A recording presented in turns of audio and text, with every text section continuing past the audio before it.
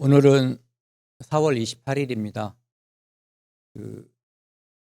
세종대왕이 아니고 제가 존경하는 이순신 장군께서 탄생하신 날이라고 기억하고 있습니다. 아산시에서는 아마 이순신 축제인가 그거를 하는 기간일 거예요. 우리가 이제 하나님을 믿지만 우리나라를 위해서 애써주신 훌륭하신 분들을 기리고 그런 마음도 가지고 있는 게 좋을 듯합니다. 오늘은 이스라엘, 그 중에서 이제 다윗 왕에 대해서 함께 은혜를 나누는 시간입니다. 오늘 제가 세보니까 이스라엘을 시작해가지고 19번째 시간이더라고요. 이제 사람으로는 보니까 아브라함, 이삭, 야곱, 요셉, 유다, 그 다음에 오늘 이제 다윗, 이렇게 다음에는 이제 솔로몬 다음 시간에 하려고 그래요. 오늘 본문 말씀은 주부에 있는 것처럼 사무엘상 17장 45절에서 47절 말씀입니다. 제목을 다윗의 등장이라고 했는데요. 여기 천천히 많은데요. 45절부터 47절까지 본문을 천천히 같이 읽겠습니다. 다윗이 블레셋 사람에게 이르되 너는 칼과 창과 단창으로 내게 나아오거니와 나는 만군의 여호와의 이름 곧 내가 모욕하는 이스라엘 군대의 하나님의 이름으로 내게 나아가노라. 오늘 여호와께서 너를 내 손에 넘기시리니 내가 너를 쳐서 내 목을 베고 블레셋 군대의 시체를 오늘 공중의 새와 땅의 들짐승에게 주어 온 땅으로 이스라엘에 하나님이 계신 줄 알게 하겠고 또 여호와의 구원하심이 칼과 창에 있지 아니함을 이 무리에게 알게 하리라.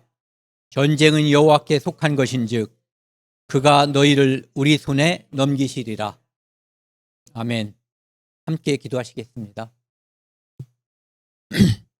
하나님 아버지, 저희를 늘 보호해 주시고 특별히 한 주간도 저희와 함께 해 주셔서 어려운 세상, 시끄러운 세상에서 믿음을 지키고 하나님 앞에 나아올 수 있도록 인도해 주시니 감사드립니다. 저희는 연약합니다. 특별히 저희가 사랑하는 우리 부모님들, 병중에 있고 또 아직 믿음 안에 있지 못한 부모님들이 여럿 계십니다. 하나님, 그들을 긍휼히 여겨주셔서 건강과 하나님 말씀 앞에서 믿음의 확신을 가질 수 있도록 인도하여 주옵소서. 저희가 이 땅에서 가지고 있는 소망은 오직 우리 모든 가족들이 주님 앞에 올바른 자로 서는 것입니다. 주님 함께해 주셔서 인도하여 주옵소서. 오늘도 하나님 말씀을 함께 상고하는 이 시간 처음부터 끝까지 시종을 오직 주님께 의탁합니다. 함께해 주셔서 저희의 사사로운 뜻이 나타나지 않고 오직 하나님의 거룩한 뜻만이 나타날 수 있도록 이 시간 온전히 동행하여 주옵소서. 이 모든 말씀 우리를 사랑하시는 예수 그리스도 이름으로 감사하며 기도드렸습니다. 아멘. 다윗 하면은 뭐가 생각나세요? 다윗. 물레. 네. 저는 다윗에 대해서 어렸을 때요. 저희 할머니가 교회당에 다니셔가지고 그때 뭐 어느 동네 사람인지는 모르지만 읽으라고 해서 읽어드린 적이 있어요. 그래서 다윗이라고 하는 왕이 있다는 것을 어렸을 때 알았어요. 그리고 그 후에 쭉 잊고 살다가 중학교 들어갔는데 미술 교과서에 다비드상 해가지고 그때는 이게 그 다윗인지 몰랐어요. 그래서 이제 이렇게 하고 석고로 다 만든 그 상이 있는데 그 다비드상이 다윗의 모습을 만든 것이라고 하는 것을 나중에 제가 믿음을 갖게 된 다음에 알게 됐어요. 저도 다윗 하면은 이제 좀 전에 말씀드린 것처럼 오늘 제가 읽은 이 장면, 이 전투에서 승리하는 다윗의 모습이 가장 먼저 떠올라요. 그래서 오늘은 다윗에 대해서 이제 1시간 할 건데 다윗은 할 게 굉장히 많아요. 그래서 모든 걸 다 다룰 수가 없고 두 가지를 다루려고 합니다. 하나는 다윗이 골리앗을 무찌르는 장면. 그러니까 전쟁에서 또는 전투에서 다윗이 이겼다. 이것이 중요한 게 아니라 다윗이 어떤 사람이었기 때문에 하나님께서 그 전투에 개입하셨는지 이제 그거에 초점을 맞춰서 말씀드리고요. 또 한 가지는 다윗이 훌륭한 분, 하나님 마음에 합한 자라고 이야기하잖아요. 예. 우리아의 아내 밧세바 그 일 외에는 하나님의 떠난 적이 없는 그런 사람이거든요. 근데 바로 그 일, 그렇게 훌륭했던 다윗이 바로 일반인들, 믿지 않는 사람들도 하기 어려운 그러한 폐륜적인 행동을 하고, 또 그렇지만 역시 다윗이라고 하는 것은 그분은 바로 돌이키고 회개했거든요.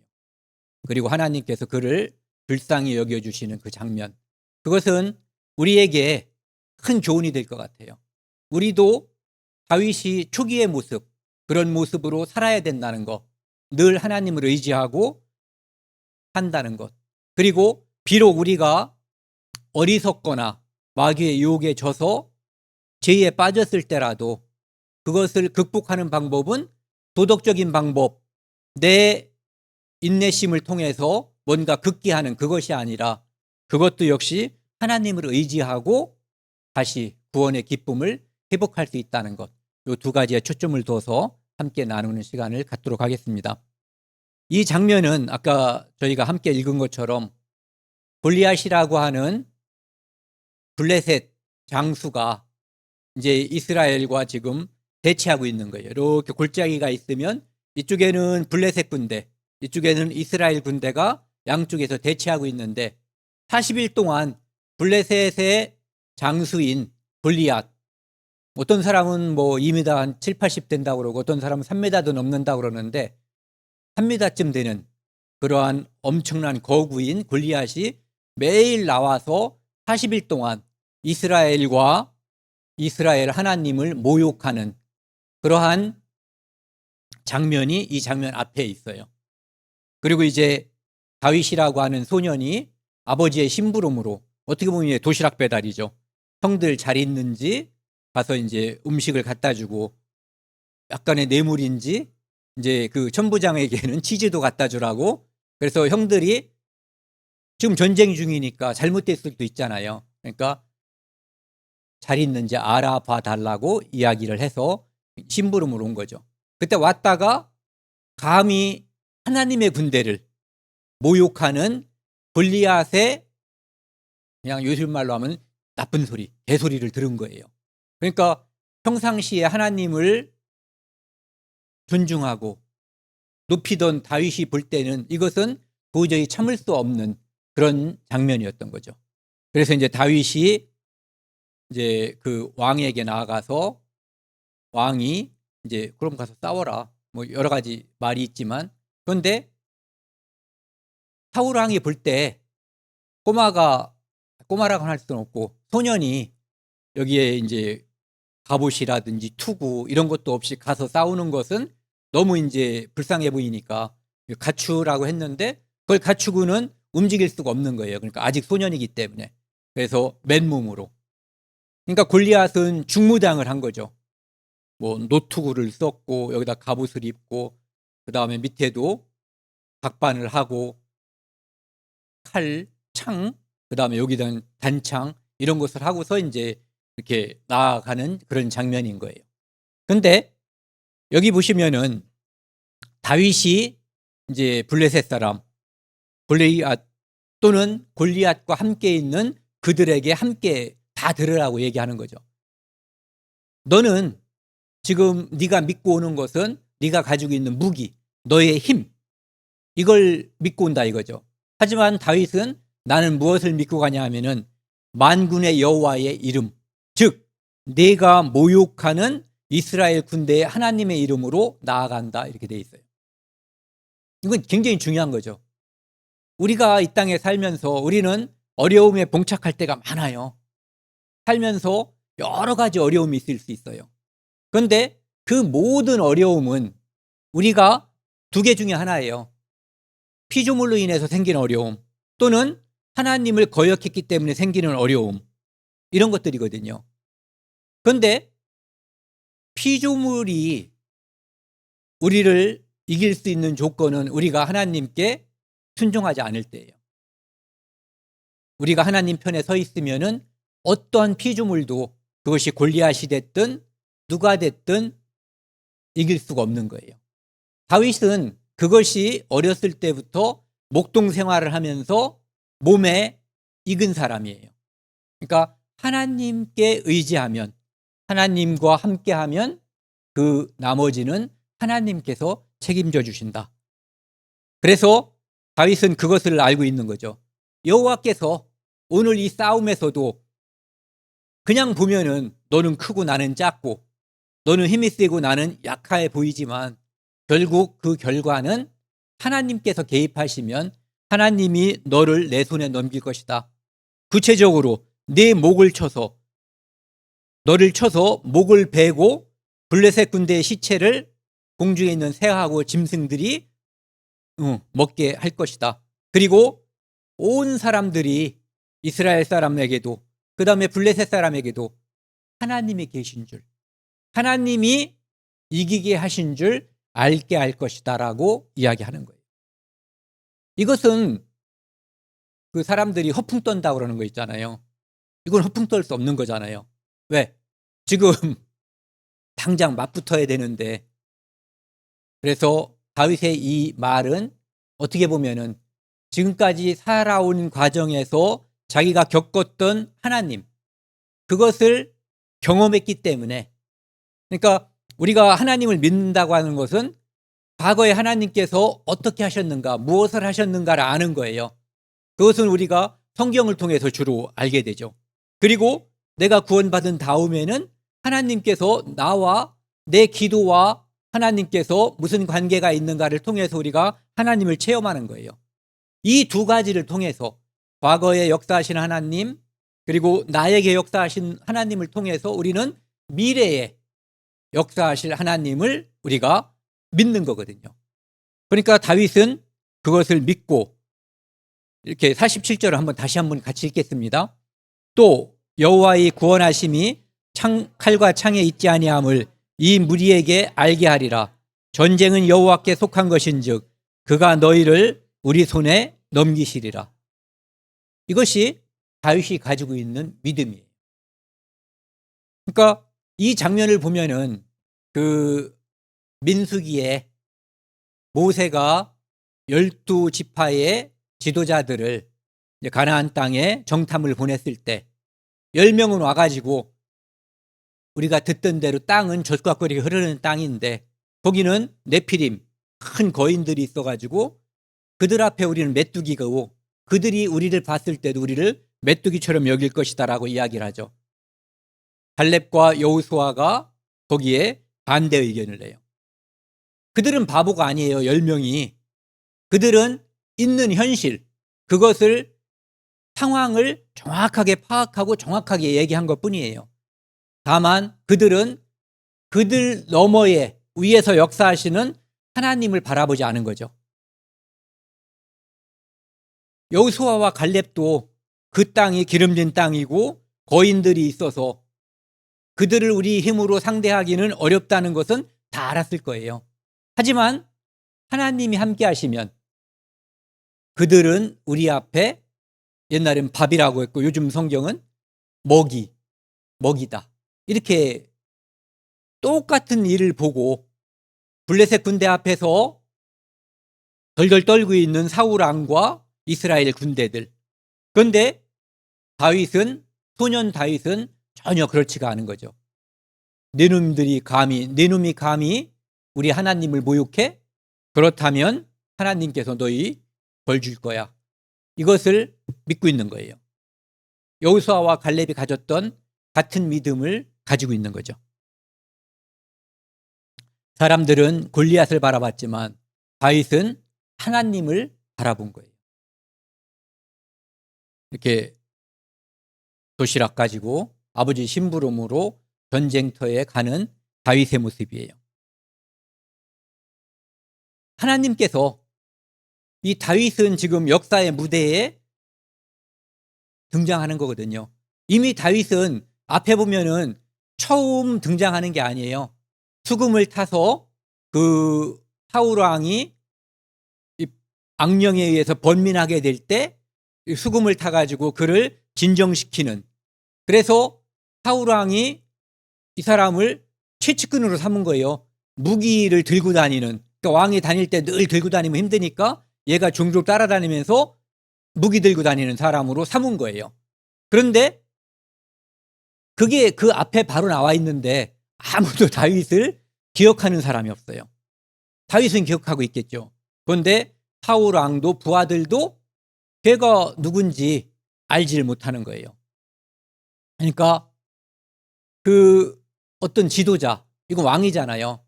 왕이 악령에 사로잡혔다는 것은 일종의 미친 거거든요. 그래서 지도자가 이미 그때 정신이 반쯤 나간 거죠. 즉 하나님의 인도함을 받는 것이 아니라 마귀의 인도함을 받아서 있는 그런 상황이었던 거예요. 그러니까 하나님께서 미리 다윗에게 기름을 부어가지고 준비를 시켜서 이제 많은 사람들 앞에서 너희들의 실질적인 왕은, 이제 지도자는 다윗임을 만 백성 앞에서 또 적군 앞에서 등장시켜 주신 거예요. 다윗이 그렇게 용감히 싸울 수 있었던 이유가 바로 이런 거죠. 다윗이 목둥이였을 때 어떤 일이 있었냐면은 사자나 곰이 와서 자기가 키우고 있는, 자기가 돌보고 있는 양을 잡아가면은 끝까지 따라가서 건져왔다 이거예요. 그렇기 때문에 그게 내 힘이 아니라 다윗은 그때도 알고 있는 거예요. 어떻게 소년이 사자와 싸워 이기고 곰과 싸워 이기겠어요? 역사하시는 살아계시는 하나님, 그분이 역사했다는 것을 분명하게 아는 거죠. 그렇기 때문에 오늘도, 지금도 이 순간에 저 블레셋 사람 골리앗에서부터 하나님이 나를 구원할 것이다, 나를 건져낼 것이다 라고 하는 분명한 믿음을 가지고 있는 거죠. 이 믿음은 아까 말씀드린 것처럼 과장이나 허풍이 아니라 생활에서 늘 체득돼서 진짜 믿는 거예요. 진짜 안 믿으면 목숨 걸고 이런 바보짓을 누가 하겠어요? 네, 진짜 믿으니까 우리가 믿음이라고 하는 거죠.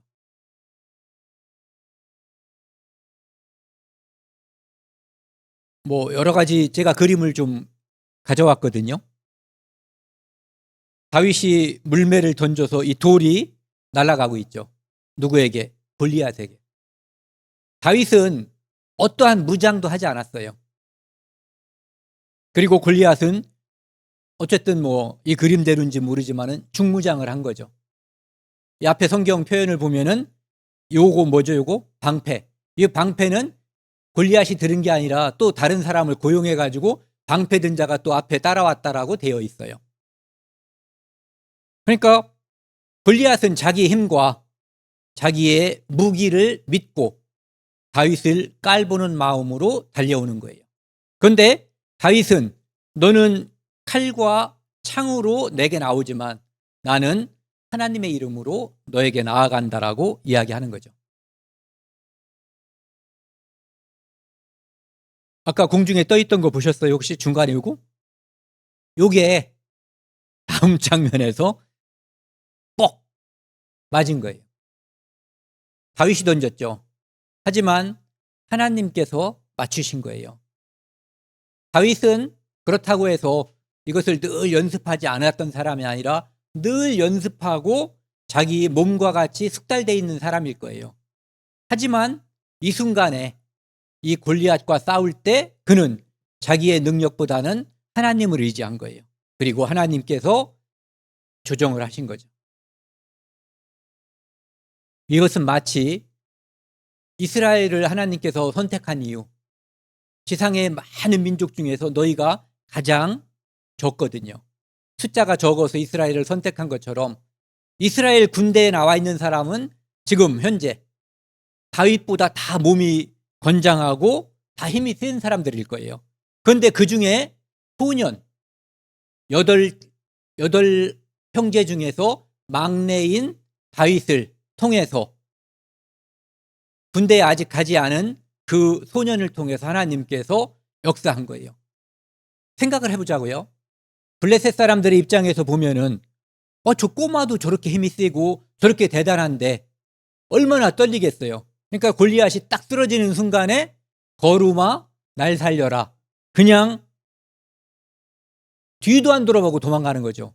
그러니까 맞붙어 싸울 때 전쟁이 이게 치열한 것이지 도망가는 놈 잡는 거는 옛날 전쟁이든 뭐 오늘날 전쟁이든 겁먹은 사람은 이건 아무것도 아니고요. 적이 아닌 거예요. 그냥 노획물에 불과한 거죠.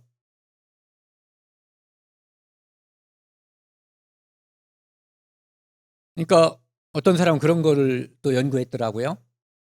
이 다윗이 골리앗은 노투구를 썼잖아요. 그런데 여기 이마에 맞아서 죽었어, 정수리에. 근데 과연 이것이 이거요. 제가 이게 노시라고 하면은 이게 들려 있을 때 여기에 맞았을까? 아니면 이렇게 노시 쓰고 있는데 이걸 뚫고 들어갔을까? 별걸 다 연구하는 사람이 있어요. 그런 건 뭐 어떻게 됐든 맞아 죽은 거예요. 하나님이 뚫어버렸든 아니면 들어버렸든 맞아 죽은 거죠. 이 일을 하나님이 하신 거예요. 다윗은 늘 하나님이 하신다는 것을 믿었고 오늘도 믿었어요. 그러니까 그 결과에 대해서 다윗이 미리 이야기를 했었던 거죠.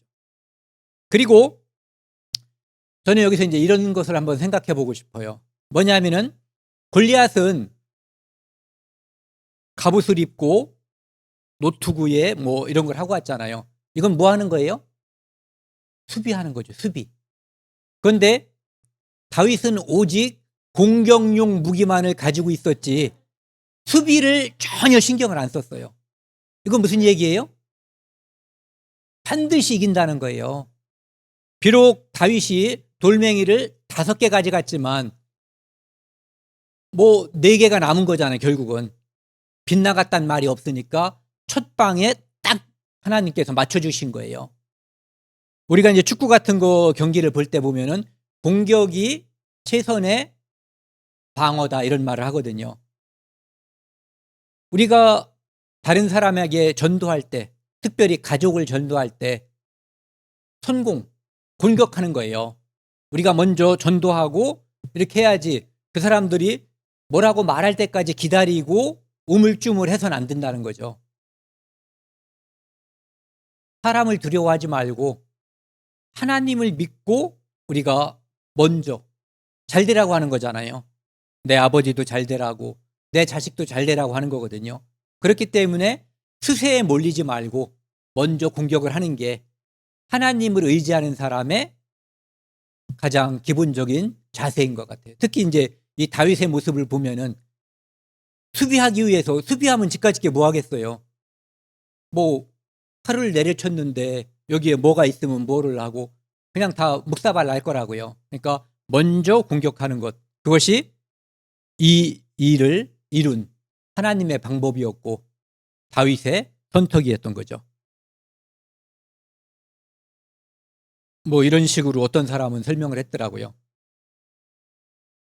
골리앗이 기어 올라올 때 위에서 기어 올라올 때는 위에 있는 상대방을 쳐다보려면 이걸 살짝 들었을 거 아니냐. 그 틈에 하나님이 이맛박에 딱 맞췄다 이렇게 이야기하는 거죠.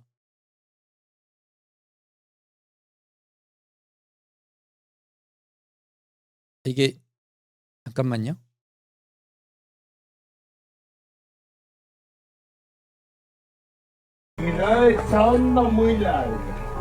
이게 물매라고 하는 게 어느 정도 이력인가 다윗이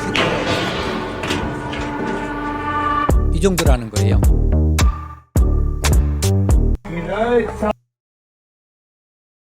그래서 다윗이 그 목을 자르고, 다윗은 칼을 가지고 가지 않았어요. 칼 가지고 싸울 게 아니기 때문에 그가 가지고 간 것은 물맷돌. 돌리는 물매와 거기에 사용할 돌을 가져간 거죠. 그리고 이 머리가 보기는 끔찍한데 내용상은 굉장히 좋은 내용이잖아요. 네. 똑같은 머리여도 세례 요한의 목이 받쳐질 때하고 여기 골리앗의 목이 받쳐질 때하고 우리 느낌이 전혀 다르거든요. 이것은 승리하는 예수님의 모습과 같은 거죠. 십자가에서 예수님은 이렇게 승리하신 거예요. 마귀를 짓밟아 버린 거예요. 머리를 짓밟아 버린 그런 모습이거든요. 그러니까 다윗이 승리하신 그리스도의 모습이라고 하는 것을 우리가 여러 군데에서 알 수가 있는데, 이제 특별히 이 장면도 승리하신 그리스도의 모습의 하나라고 볼 수가 있죠.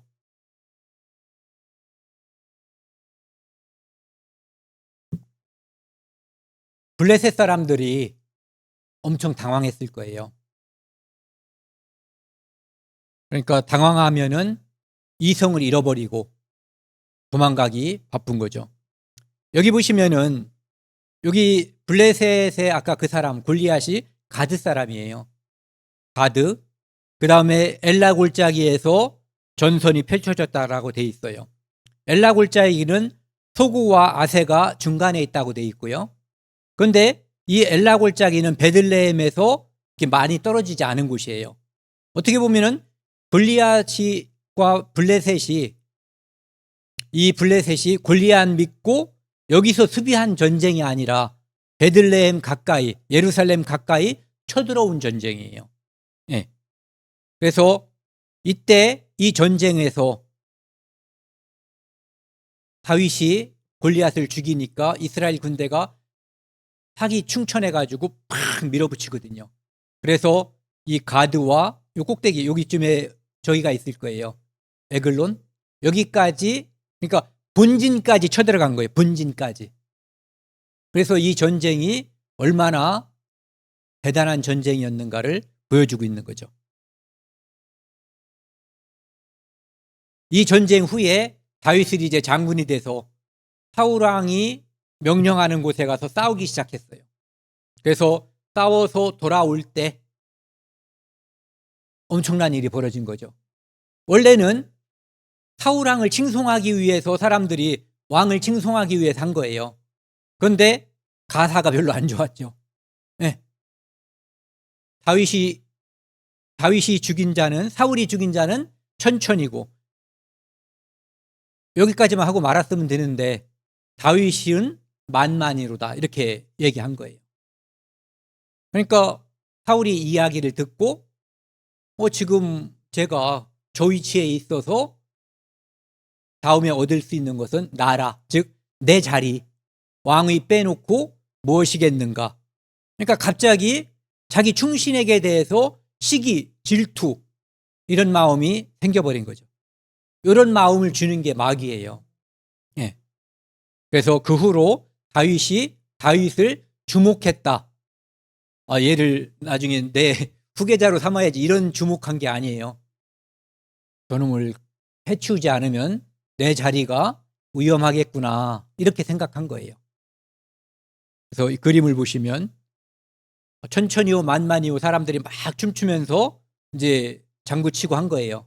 그러니까 그 이야기를 듣고 사울이 인상을 팍 써버린 거죠. 그냥 두면 안 되겠구나 이 생각을 한 거예요.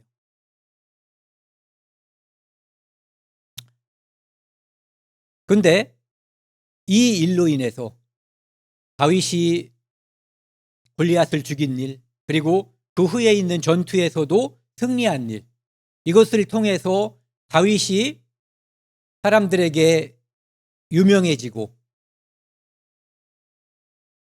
이미 기름을 부은 상태잖아요. 그런 상태에서 왕으로 나아가는 길에 가까워진 것은 시간상으로는 가까워진 거죠. 그런데 그 일로 인해서 좀 전에 사울왕이 삐진 그 일로 인해서 엄청난 고난이 그에게 따르는 거죠. 그 고난은 다윗이 잘못해서가 아니라 하나님께서 다윗을 왕을 삼기 위해서 그에게 이 마음을 넓게 하고 하나님만 더욱 의지하게 하는 그런 시간들을 많이 두게 된 그런 날들이에요. 그 날들을 통해서 이제 가장 가까이 지냈던 사울왕의 아들 요나단, 그는 다윗이 왕이 되면 자기 자리가 없어지는 거잖아요. 그런데도 불구하고 생명같이 사랑했다고 돼 있어요. 그리고 실제로 목숨을 구해주죠. 그리고 나중에는 좋은 사이가 되진 않았지만 미갈이라고 하는 사울왕의 딸, 이제 처음에는 아내였었죠. 그랬다 딴 데 갔다 다시 왔는데 그 미갈도 역시 이 다윗의 목숨을 구해주게 되죠. 이제 사울에게서 도망하는 다윗이라는 제목으로다가 이제 쭉 뽑아봤는데요.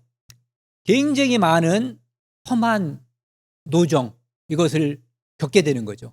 그것도 우리나라 같은 데서 도망다니면은 수풀에 도망가고 뭐 이런 데서 뭘 따먹기도 하고 괜찮을 거예요. 그런데 그냥 바위, 동굴, 독사, 뭐 짐승 있고 이런 광야라고 하는 곳. 밤 되면은 매우 추워지고 낮에는 너무너무 뜨겁고 숨을 곳이라고는 가끔 있는 동굴밖에 없는 그런 곳으로 내몰려서 도망다닌 거예요. 그런데도 불구하고 자기 목숨을 누가 노리고 있어요? 네, 사울. 왕이에요, 왕. 혼자 따라오는 것이 아니라 보통 몇천 명이, 3천 명 이런 사람들이 같이 그를 죽이려고 따라오고 있어요. 이 두 경우가 있는데 엔디게 동굴에 있을 때 사울이 들어왔을 때 다윗은 이제 동굴로 들어오니까 그들은 눈이 잘 안 보이잖아요. 컴컴한 데로 들어오니까. 그런데 그 안에 이미 들어가 있던 사람들은 눈이 이제 잘 보이니까 그 잘 드는 칼로 사울왕의 옷자락을 베었다고 돼 있어요. 그것을 양심의 가책을 느끼게 되는. 왜? 그는 비록 자기를 지금 죽이려고 하는 적이지만 하나님께서 여호와께서 기름을 부은 사람이기 때문에 내가 죽이는 것을 하나님이 기뻐하지 않는다고 하는 것을 알기 때문에 다른 군사들이 죽이려고 했지만 죽이지 못하게 하죠. 그리고 여기 십광야에 있을 하길라산에 있을 때도 이제 그 벌판에서 그들이 진을 치고 있다고 그러죠. 거기에 들어갔는데 하나님께서 그들을 다 잠재워 버린 거예요. 어쩌면 이 일은 다윗에 대한 하나님의 시험일 수 있어요. 잠들어서 맘만 먹으면 창으로든 칼이든 사울왕을 죽일 수가 있어요. 죽였다고 크게 잘못된 건 없죠. 자기를 죽이려고 하는 원수이고 이미 자기도 하나님께서 기름을 부었고 왕이 되라고, 왕이라고 기름을 부은 상태예요. 그런데도 불구하고 하나님이 이런 기회를 줬다고 하면서 죽이자고 하는데 그것을 막고 거기서 창과 물통만 가지고 나오게 되죠. 그러면서 여호와께서는 기름 부은 자를 죽이는 것을 기뻐하지 않으신다라고 이야기하고 있어요. 이 두 사건을 통해서 사울은 자기가 죽이려고 따라다니는 다윗인데도 불구하고 공개적으로 밝혀요. 너는 나보다 선하다. 이렇게 밝히는 거죠. 그것은 마치 예수님께서 십자가에 처형당하지만 빌라도의 법정에서 3번이나 빌라도가 예수님이 죄가 없음을 선언하거든요. 네. 그런데도 유대인들이 죽여달라고 하니까 예수님을 죽였던 것처럼 다윗이 쫓겨다니는 것은 지금 다윗의 도덕적인 결점이나 범죄 때문이 아니라 미움을 받기 때문에 하나님께서 그를 크게 키우는 왕의 제목으로 쓰기 위해서 단련시키는 그런 과정이라고 볼 수가 있죠. 그리고 나서 이제 좀 전에 본 이 장면이요. 이 마온에 있는 황무지. 거기에서 자기가 그 주변에 있는 사람들을 여기 있는 나발이라고 하는 사람은 갈렙 족속이라고 하더라고요. 그러니까 이제 유다 족속 중에 갈렙에 있는 거죠. 그런데 그 사람들은 다윗이 군사를 통해서 함께 보호를 해준 거예요. 누가 와서 여기 양을 뭐 이런 걸 이제 빼앗지 못하게끔, 또는 외부에서 어떤 들짐승이 그것을 침략하지 못하게끔 이제 담이 되어 준 거죠. 그런데도 불구하고 나중에 그 성경에 보면은 그런 모습이 있어요. 이 나발이 양 털을 깎는 날 잔치를 베풀었는데 왕 같은 잔치를 베풀었다고, 배설했다고 되어 있거든요. 그러니까 엄청나게 큰 잔치를 베풀었는데 다윗이, 자기에게 은혜를 끼쳤던 다윗이 먹을 것을 좀 달라고, 우리 군사들이 먹을 것을 달라고 했을 때 거역하고 모욕하거든요. 그런데도 불구하고 이제 그 아내 나벨의, 나벨이 아니라 나발, 이름도 참 잘 지은 것 같아요. 어감이. 그의 아내가 아비가일이 와서 다윗에게 이제 하소연을 하고, 그것으로 인해서 이제 다윗의 마음이 이제 녹은 거죠. 그 나중에 이제 하나님께서 나발을 치신 거예요. 그리고 나서 다윗이 그 이야기를 들은 거예요. 소문으로. 그리고 나서 이런 말을 하는 거죠. 나발에게 당한 나의 모욕을 갚아주사 종으로 악한 일을 하지 않게 하신 여호와를 찬송할지로다. 네. 이게 다윗이에요. 그때 화가 났죠. 화가 안 날 사람이 없을 거예요. 네. 은혜를 원수로 갚는 거니까. 그리고 모욕까지 했잖아요. 못 줘, 이렇게 하고 돌려보낸 게 아니라 모욕을 했단 말이에요. 그런데 그는 이미 왕으로 기름 받은 후였어요. 그러니까 여호와께서 나발의 언행을 그의 머리에 돌리셨도다. 우리도가 아니라 저도 뭐가 있으면 제가 확 하고 싶은 마음이 들 때가 많아요. 그런데 우리 마음속에 이런 마음을 가져야 되거든요. 원수 갚는 것은 하나님께 있고 전쟁의 승패를 가르는 것은 하나님께 있다는 거. 그래서 우리는 하나님께 기도해야지 된다는 거죠. 그는 나를 대적하나 나는 기도할 뿐이다. 네.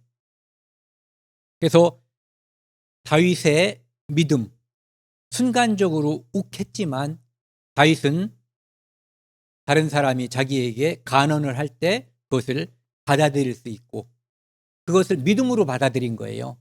왜냐하면 너 그럼 나중에 큰일 나, 이게 아니라 아비가일이 하나님의 이름으로 그것을 막았거든요. 네. 그래서 그 일이 하나님으로부터 왔다는 것을 간증하는 그런 모습이라고 볼 수가 있죠.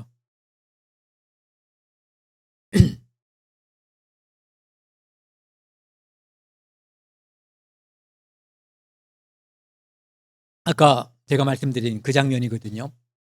그 벌판에서 잠자고 있을 때 다윗이 죽일 수 있었어요.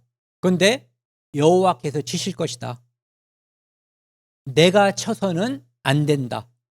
그리고 그것은 하나님이 금하시는 일이다라고 이야기를 했죠. 그리고는 이제 아까 말씀드린 거죠. 창과 물병만 가지고 이렇게 오죠. 그리고 나중에 이제 그 군대 장관에게 너 왕의 부하가 왕을 어떻게 모시는 거냐라고 이제 나무라는 장면이 나오죠. 여기 파란 글씨 같이 읽겠습니다. 이는 여호와께서 그들을 깊이 잠들게 하셨으므로 그들이 다 잠들어 있었기 때문이었더라. 그들이 다윗을 죽이지 못하게 했다는 것뿐만 아니라 다윗이 그를 죽이지 않는 이 믿음도 가지고 있었던 거예요. 어쩌면 이것은 하나님의 시험일 수 있는 거예요. 지긋지긋할 거 아니에요. 얼마나 무섭고 얼마나 떨렸겠어요.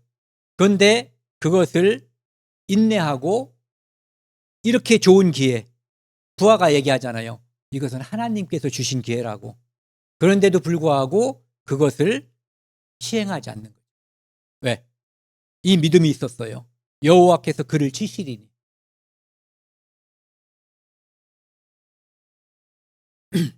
이런 기회가 있었지만 다윗이 막은 거예요. 광야에서 유랑하면서 계속 쫓겨다니는 거예요. 동굴로 동굴로. 잡히면 죽으니까요. 그런데 이렇게 잡히면 죽는 상황에서도 상대방을 분명히 쉽게 죽일 수 있는 그 상황에서 다윗은 하나님을 믿고 기다린 거예요. 믿음이라고 하는 것은 믿고 기다리는 거거든요. 기다리는 거예요. 믿는 것과 기다리는 것을 함께 하는 거거든요. 우리가 하나님 나라도 믿고 기다리는 거예요. 언제 올지 몰라요. 그런데 언제 와도 반드시 온다는 거.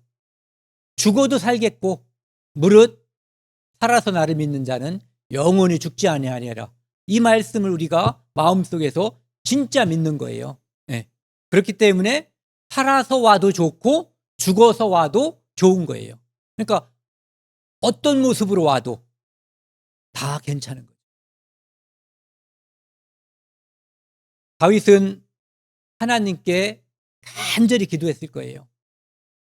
이 기간이 다윗의 마음을, 그렇지 않아도 하나님과 가까운 다윗이었는데 죽음이 늘 붙어있는 상황에서 하나님께 더욱 의지하고 가까워졌을 거예요. 도망자 신세였기 때문에. 그러니까 여기까지 이제 도망자 신세인 다윗이 왕의 기름을 부음을 받았지만 왕으로 성장하는 데까지 많은 고난이 있었다는 것. 그것을 말씀드렸고요. 이제는 다윗이 이제 왕이 된 거예요. 사울왕과 그의 아들이 죽고 이제 왕이 된 거죠.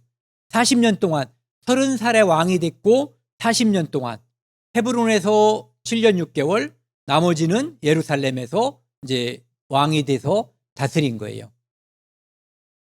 그러니까 다윗 왕은 전쟁마다 이기고 강성해졌는데 그 강성해지고 이제는 명실공히, 처음엔 이제 다윗이 왕이지만 이스보셋이 또 왕 노릇을 했잖아요. 2년 동안을요. 그래서 양쪽 군대가 싸우는 시간이 있었단 말이에요.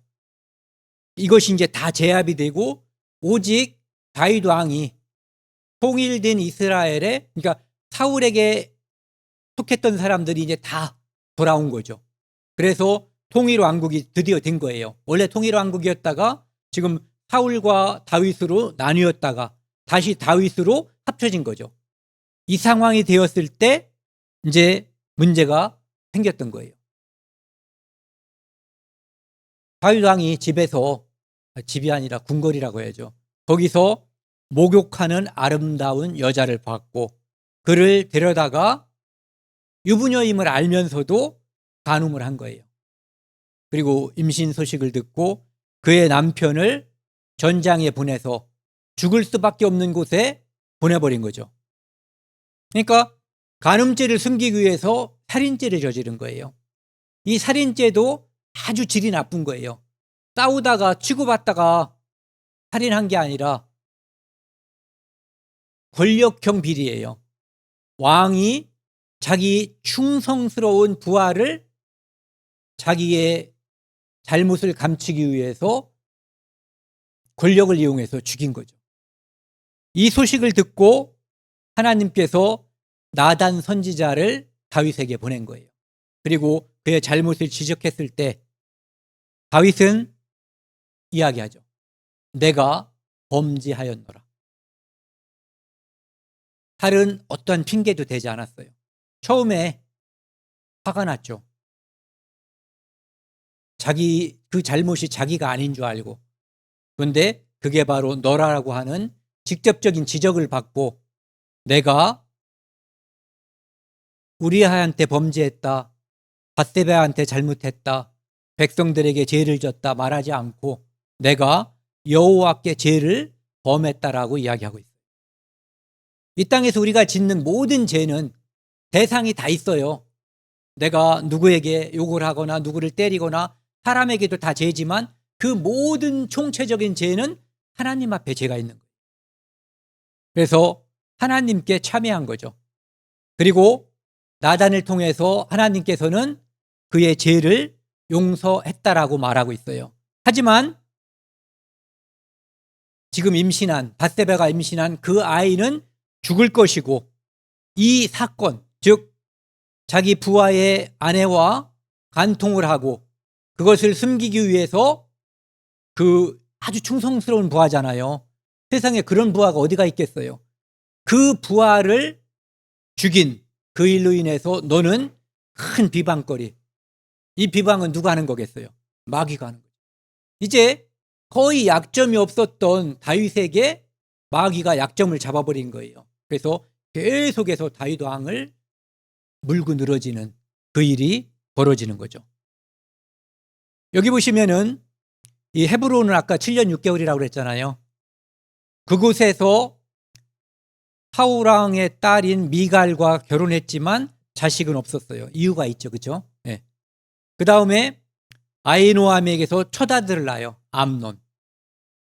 그 다음에 둘째 아들은 좀 전에 나발의 아내였었던 아비가일을 통해서 길리압이라고 다니엘이라고 하는 그 아들을 낳게 됐죠. 그 다음에 이 마아가라는 여자를 통해서 압살롬, 그 다음에 요 딸을 낳는데 요 딸과 압살롬으로 인해서 큰 문제가 발단이 되는 거죠. 그리고 거기에 이제 나중에 압살롬이 개입하고 그 다음에 나중에 아도니아가 또 그 후에 반란을 일으키고 그 다음에 이제 요거 밧세바를 통해서 하나, 둘, 셋, 네 명의 아들을 낳았는데 네 번째 아들인 하나는 죽은 거죠. 낳자마자. 그러니까 여기 위에 하나가 더 있는 거예요. 그러니까 5 아들을 낳은 거죠. 그래서 죽지 않은 네 번째 아들이 솔로몬이 이제 왕위를 이어받은 거예요. 그리고 많은 왕비와 후궁들이 있었어요. 다윗이 아까 하나님께서 나단을 통해서 말씀하신 것처럼 아들이 죽을 것이다라고 했을 때도 불구하고 금식하면서 하나님께 계속 기도했어요. 뭐라고 했을까요? 살려달라고. 그런데 죽었다는 소문을 죽은 것을 알게 된 거죠. 그리고 나서는 몸을 씻고 기름 바르고 음식을 차리게 해서 먹었어요. 저는 이 모습이 다윗 왕의 모습 중에서 가장 멋있는 모습으로 보여요. 노래에 그런 거 있잖아요. 지나간 것은 지나간 대로. 지나간 건 돌이킬 수가 없는 거예요. 과거는 후회할 수가 없어요. 후회할 수 있죠. 후회하는 것은 의미가 없는 거예요. 지금부터 고치고 앞으로 나아가면 되는 거죠. 네. 다윗은 그런 믿음의 사람이었던 거예요. 멋진 모습이죠. 그 잘못, 죄가 멋진 것이 아니라 그 죄를 하나님께 용서해달라고 금식하면서 매달리지만 결국 하나님이 들어주지 않았는데 제기랄 이러지 않고 바로 거기까지. 그 다음에 그것은 이제 끝난 거예요. 끝난 거 가지고 되지 않는 거 가지고 하지 않는 거예요. 하나님이 하신 거기 때문에. 그리고 나서 부하들이 묻잖아요. 그때는 왜 안 먹더니 이제 먹냐. 그러니까 유명한 얘기. 혹시 여호와께서 나를 불쌍히 여기사 결정은 됐지만 하나님은 돌이키시도 하잖아요. 네. 그 아이를 살려주실런지 누가 알까 생각함이거니와 이제는 죽었으니 내가 끝났으니까 하나님이 이미 해버렸다는 거예요. 이것은 투정 부려도 안 되고 다시 기도할 이유가 없는 거기 때문에 이제 먹는 거죠. 파란 글씨 같이 읽겠습니다. 나는 그에게로 가려니와 그는 내게로 돌아오지 아니하리라. 이 구절을 많은 분들이 어린아이들은 죽으면 천국 간다라는 구절로 사용하고 있어요. 네. 아기들이 죽으면 천국 갈 것이다. 왜? 그들은 믿음을 이해하거나 선택할 능력이 없기 때문에. 네. 다윗은 회개했죠. 참회한다고. 네. 그리고 이 참회한 것으로 인해서 우리가 똑같은 잘못, 비슷한 잘못을 했을 때 많은 사람들이 그 대표적인 사람이 누구냐면 유다예요. 잘못을 하고 그 잘못 때문에 회개하고 하나님께 돌아가지 않고 거기서 잘못된 선택을 하는 사람들이 많이 있거든요. 믿음의 사람들도 마찬가지예요. 자기가 대단한 줄 아는 거예요. 교만한 거죠. 베드로는 잘못을 시인하고 예수님께 나아갔고, 유다는 자기 잘못을 인정했지만 그것을 자기 목숨을 끊는 것으로 속죄한다고 생각했지만 그건 속죄가 되지 않은 거예요. 속죄는 누구만 해요? 예수님의 피. 예수님만 속죄할 수 있는 거예요. 그래서 하나님이요, 같이 읽겠습니다. 천천히 내 마음속에 내가 하나님께 죄짓고 내가 하나님께 회개하고 참여했을 때 그 마음으로 한번 읽어보자고요. 하나님이여, 내 속에 정한 마음을 창조하시고 내 안에 정직한 영을 새롭게 하소서. 나를 주 앞에서 쫓아내지 마시며 주의 성령을 내게서 거두지 마소서. 주의 구원의 즐거움을 내게 회복시켜 주시고 자원하는 심령을 주사 나를 붙드소서. 우리는 내가 죄를 지으면 심윤에 빠질 수가 있어요. 그때 돌이키고 나를 주 앞에서 쫓아내지 마시고 나의 심령을 내게서, 주의 성령을 내게서 거두지 마시고 마소서. 주의 구원의 즐거움을 내게 회복시켜 주시고, 우리는 이 구원의 즐거움을 내 범죄, 죄로 인해서 이게 가라앉을 수가 있어요. 그것을 요청한 거예요. 나를 다시 구원해 주세요. 구원 한 번 받는 거예요. 그래서 이 기도는 우리 그리스도인들에게도 참고하는데, 수많은 사람들이 이 기도를 통해서 하나님께 다시 기쁨으로 나아갈 수 있는 길을 얻게 된 거죠. 그의 아들 압살롬이 이제 범죄를 하는데요. 여기 암논이라고 하는 첫째 아들은 자기의 뭐라고 그래야지 돼요? 이복이죠. 이복이지만 여동생 다말을 강간하게 돼요. 그것으로 인해서 압살롬은 암논을 자기 형이지만 죽이게 되죠. 사면을 받았지만 다윗이 그를 냉랭하게 대하니까 반란을 일으켰고, 압살롬이 이제 반란이 일으키니까 다윗은 피난을 가게 되고, 압살롬이 대낮에 궁에서 많은 후궁들과 동침을 함으로써 패역을 저지르게 되는 거예요. 그래서 많은, 아까 무슨 거리가 된다고 그랬죠? 비난거리가. 그런 일들이 실제로 벌어지는 거예요. 나중에 요압의 부하와 요압에 의해서 살해가 되고, 그 유명한 압살롬 나의 아들아, 네가 살고 내가 죽었어야 되는데, 비록 반란을 일으킨 아들이지만 그 아버지의 그 심정을 토하게 되는 거죠. 그 다음에 시므이, 반란으로 다 이제 다윗이 도망갈 때 저주한 시므이는 이제 사울 편이었던 사람인 거예요. 그 다음에 세바, 나중에 반란을 일으키죠. 아도니아, 다윗 왕의 동료였었던 아비삭을 달라고 해서 이제 문제가 일어나고, 그것으로 인해서 결국은 솔로몬에게 죽게 되는 이러한 반란과, 특히 이제 자식이 반란을 일으키고 자기 자식들끼리 싸우게 되는 그 일이, 아까 그 일, 밧세바와의 그 일로 인해서 행결한 거예요. 시편 55편을 보면은 이제 다윗이 압살롬한테 쫓겨다닐 때, 같이 한번 읽겠습니다.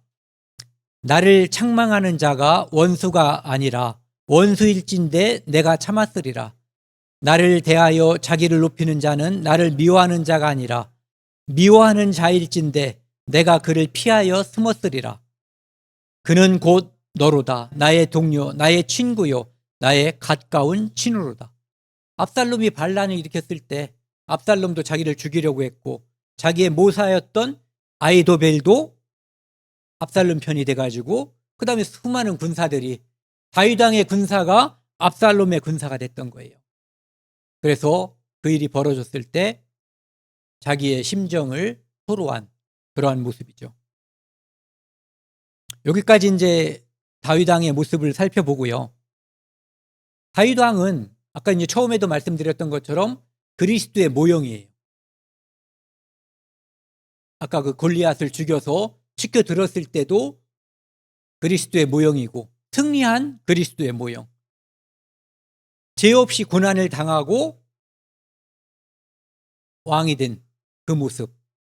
그것도 역시 그리스도의 모형이에요.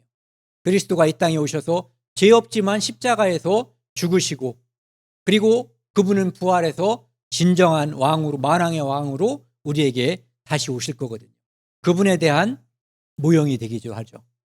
그리고 다윗 왕은 그리스도의 육신의 혈통의 조상이 되는 거죠.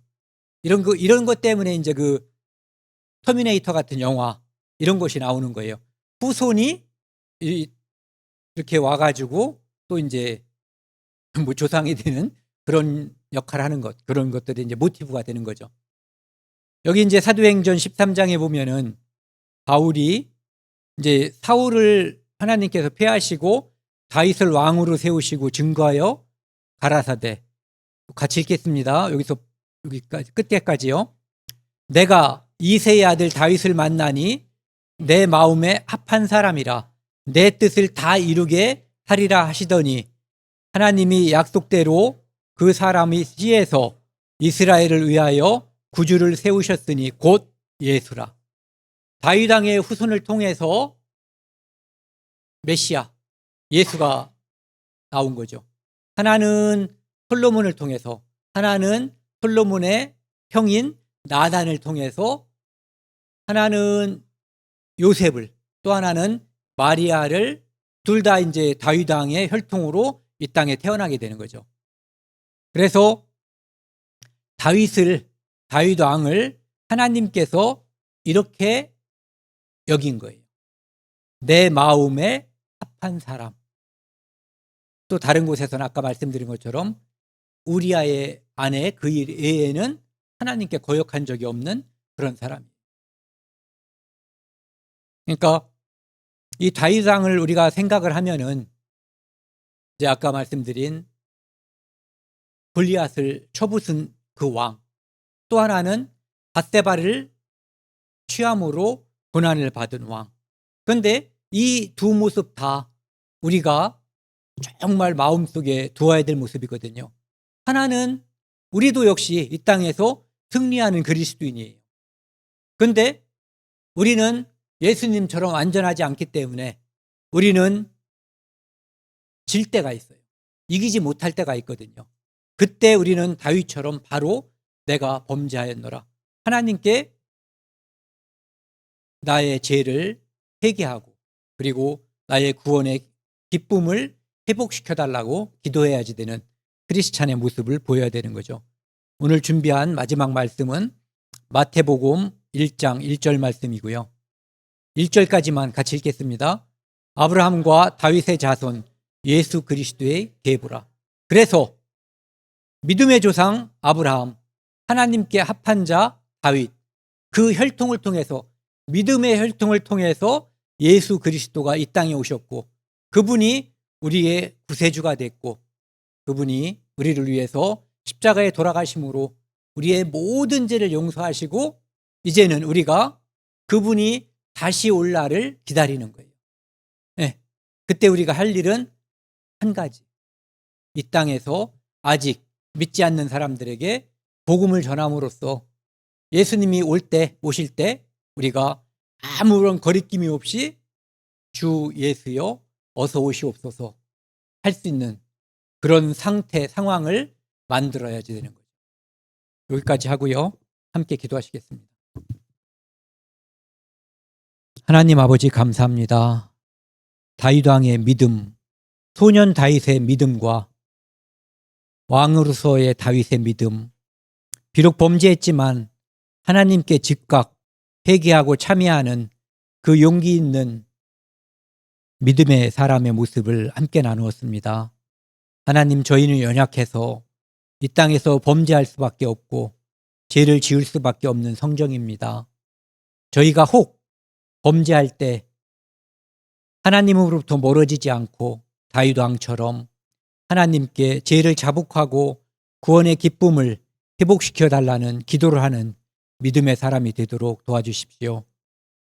우리의 사랑하는 가족들 구원 얻는 믿음을 가질 수 있도록 그 마음을 열어주시고 저희가 담대한 마음으로 늘 전도할 수 있도록 도와주십시오. 이 모든 말씀 우리를 사랑하시는 예수 그리스도 이름으로 감사하며 기도드렸습니다. 아멘.